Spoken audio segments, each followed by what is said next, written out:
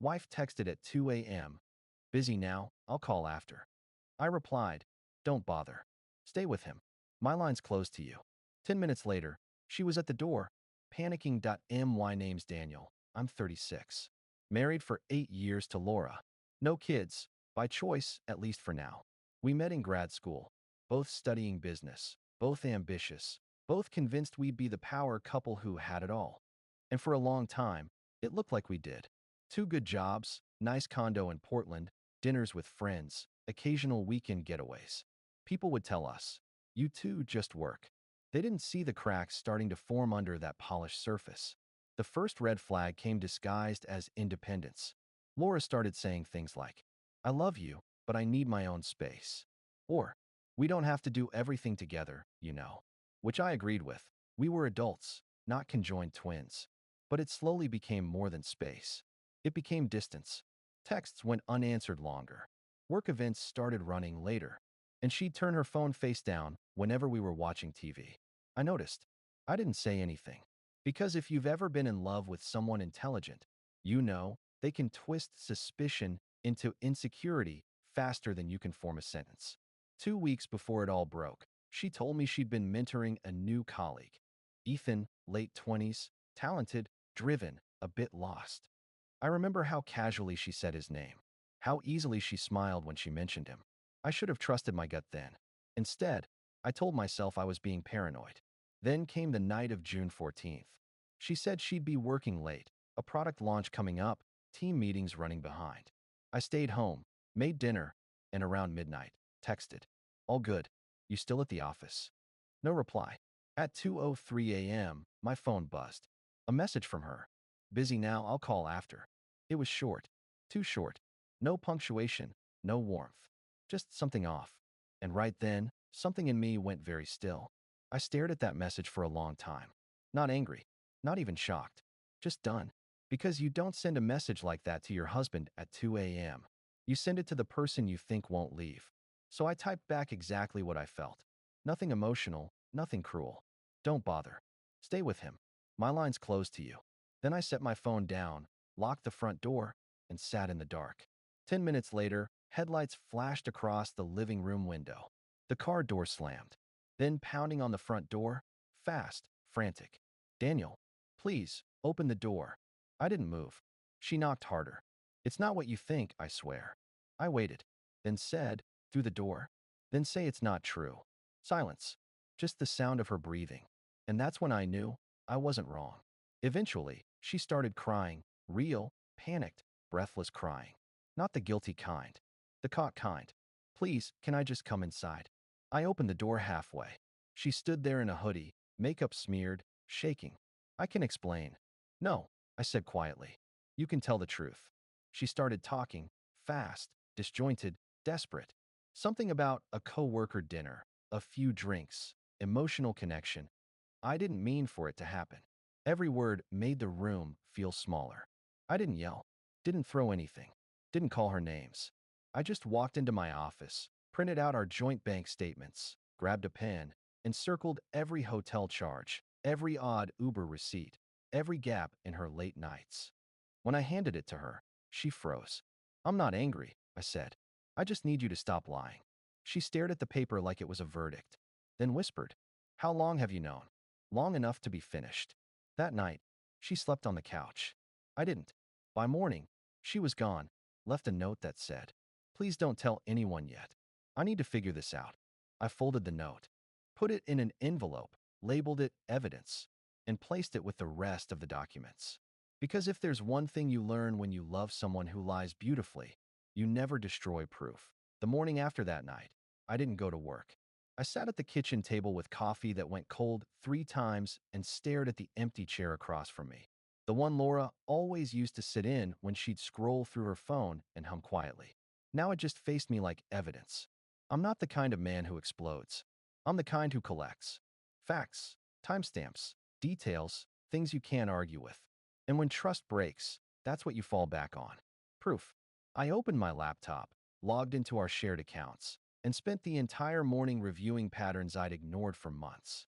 The same 2 hotels, Uber rides to the same address on work late nights, dinner charges for 2, A Venmo transfer labeled for drinks cocktail last.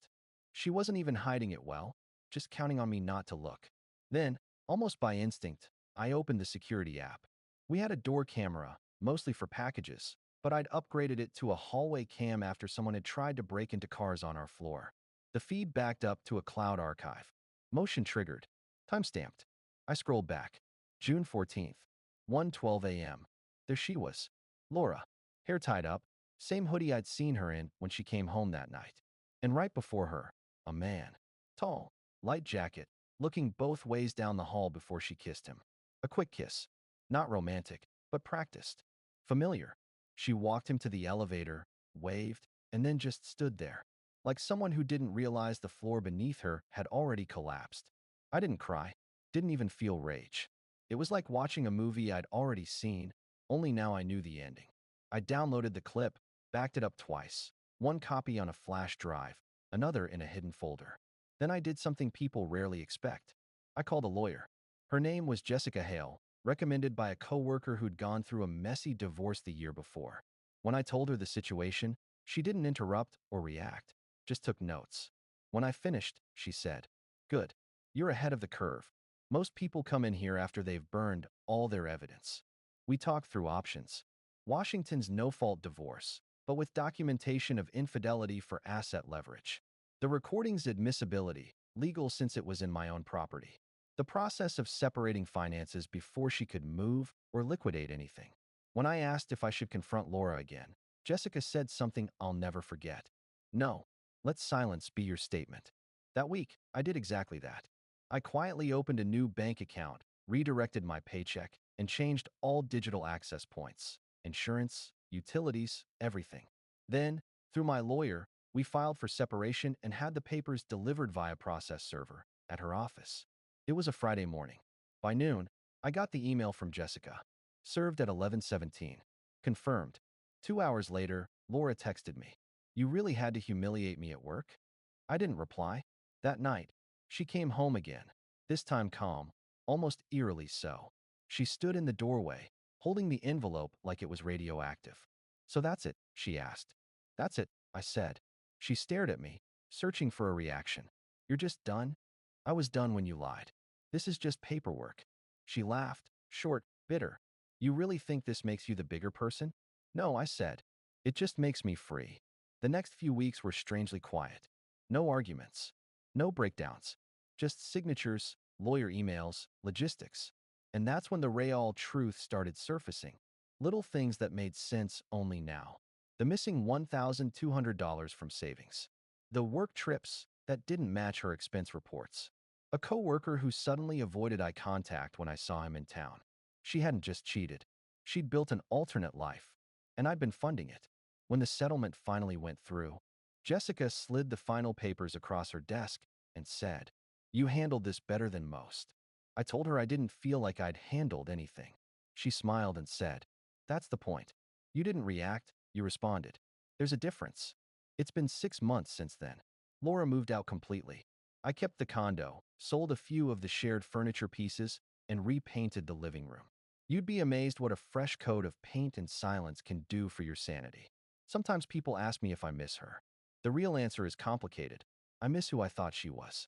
But the woman who sent that 2 a.m. text, "Busy now, I'll call after," that woman never actually existed. And I'm not mourning her anymore. Update 1. It's been about a year since the divorce was finalized. No appeals, no extra paperwork, no post-trial drama. Just quiet. And that, more than anything, has been the strangest part, the silence after years of noise. I didn't realize how much energy I spent trying to interpret half-truths until I didn't have to anymore. Now, when my phone buzzes at 2 a.m., it's just an automated security update or a payment reminder, not the start of an argument I didn't cause. 3 weeks ago, I got an email from an unfamiliar address. Subject line, "You don't have to read this." It was from Laura. For a second, I just stared at it. I hadn't heard from her since she picked up her last few boxes a year ago. She didn't fight the settlement, didn't try to stay friends. Just disappeared. I hovered over the message for a good minute before opening it. Part of me was afraid she'd try to explain, to rewrite the past, to reopen what I'd finally closed. But it wasn't that. It was something else entirely. Here's part of what she wrote. I don't expect forgiveness. You were right about everything. I wasn't just unfaithful. I was dishonest in smaller ways long before that. The affair wasn't the first betrayal. It was the last one, the one I couldn't hide anymore. I don't know if I was trying to feel wanted or just trying to feel in control of something, but it was selfish either way. The night you texted me back, when you said don't bother, stay with him, that's when it hit me that I'd lost you long before I ever admitted it. I panicked because I knew it was final. I'm in therapy now. It's helping. I'm not writing this to get anything from you. I just wanted you to know that I finally see it clearly. I read it once, then again, then closed the laptop and sat in silence. I didn't feel angry or vindicated, just neutral. It's strange. You spend so much time wanting answers, thinking they'll give you peace. Then you get them and realize peace isn't in the explanation. It's in finally not needing one. Later that night, I made tea, sat on the couch, and looked around the apartment. Everything had changed. New furniture, new lighting, new rhythm to the air. The place finally looked like mine. And for the first time in years, I didn't feel like a background character in someone else's story. The next morning, I archived the email. Didn't delete it, not out of sentiment, but as a marker. Proof that closure doesn't always come with a bow. Sometimes it just arrives quietly, in a few paragraphs you don't even need to answer. 2 weeks later, I met someone. Not in some dramatic new chapter way, just a slow, easy kind of beginning. Her name's Maya, a friend of a coworker. We met at a trivia night, bonded over how neither of us knew a single sports question, and ended up laughing more than we competed. She's kind, steady, the kind of person who listens more than she talks. And the first person who didn't make me feel like trust was a performance. We're taking it slow, not because I'm afraid, but because for once, I don't feel like I'm running from anything. I never replied to Laura's email, not out of spite, but because she'd asked me not to. And I think that's the most respectful thing I could do for both of us. Let her words end with her, not me. If there's one thing I've learned through all this, it's that peace doesn't arrive when the other person apologizes. It arrives when you stop living in reaction to them. The apology was a full stop. My life. That's the new sentence. Final update. It's been just over 2 years since that night. Since the message that started it all. Busy now, I'll call after. Back then, it felt like my whole life collapsed in 10 words. Now, it just feels like punctuation, a period at the end of a story I was never meant to stay in. People always say time heals everything. That's not true. Time doesn't heal. It just gives you space to rebuild. Healing takes work. It takes quiet mornings where you fight the urge to check your phone. Evenings when you walk into an empty apartment and remind yourself that peace feels unfamiliar only because it's new. And it takes accepting that closure doesn't come when they say sorry. It comes when you no longer flinch at the memory. I don't think about Laura much anymore. When I do, it's in passing, like a name you recognize in an old yearbook. No hate, no longing, just distance. I heard through a mutual friend that she moved out of state, took a new job, and seems to be doing okay. That's good. I mean that. Because at some point, you stop wanting revenge, and you just hope no one else has to go through what you did, including them. Maya and I are still together. We moved in 6 months ago, nothing fancy, just a small house on the edge of town with too many plants and a cat named Pixel. Yes, I kept the name. She's gentle in all the ways life wasn't for a while. We still have disagreements. We're human, but we handle them like adults. We talk, not perform. It's amazing how simple that feels once you've lived the opposite. Every so often, I'll get a late-night text, not from Maya, but from work or a friend checking in, or an alert from some delivery app. And for half a second, my brain still flashes back to that night. 2 a.m. That message, that silence. But now, instead of pain, I just feel gratitude. Because 2 a.m. didn't break me. It woke me up.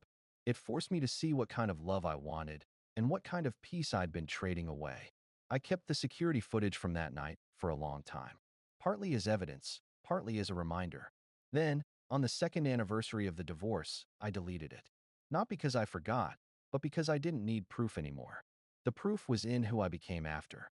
Sometimes, people message me after finding the old thread, saying things like, I'm where you were. How did you get through it? And the answer's always the same. You stop chasing explanations. You stop replaying why. You build structure, boundaries, plans, mornings that start with coffee instead of questions. And one day, you wake up and realize you haven't thought about them in weeks. That's the day you've healed. So, if you're reading this at your own version of 2 a.m., staring at a message that cracked your world open, here's what I'll tell you. You don't need revenge. You don't need to prove you were right. You just need to get quiet, get steady, and let the truth do the work for you. Because the people who play games at 2 a.m. rarely realize that the person on the other side might finally stop playing back. And when you stop, when you choose peace over reaction, that's when your life starts again. Mine did.